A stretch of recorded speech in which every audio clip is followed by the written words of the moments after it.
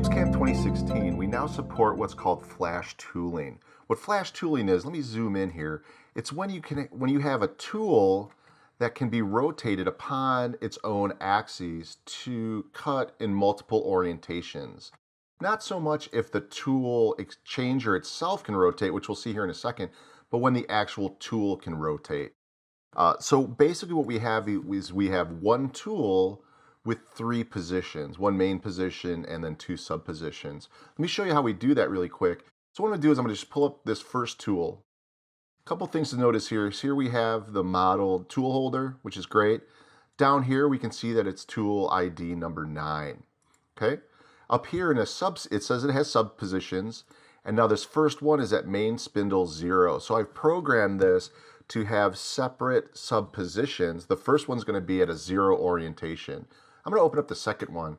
Now I don't need to model the whole solid holder. I'm just telling it that it's a sub position of tool number 9, and this one is at 120. And then, as you can imagine, the third one is going to be tool number 9, but now it's going to be at 240. Another good way to see this is I can right mouse button click here and go to my tool manager. And inside my tool manager, I can see right here is my sub positions. So we can see it goes from 0 to 120 to 240. So let's look at what this looks like when we simulate this tool path.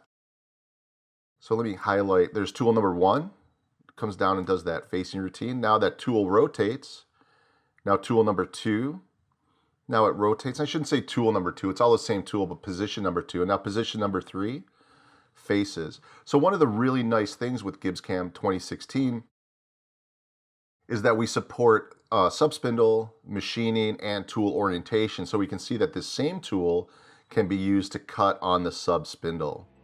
So if you're utilizing any kind of flash tooling, you have very specialized tooling, please reach out to your local GibbsCAM reseller or give GibbsCAM technical support a call to find out how we can help you. Thank you.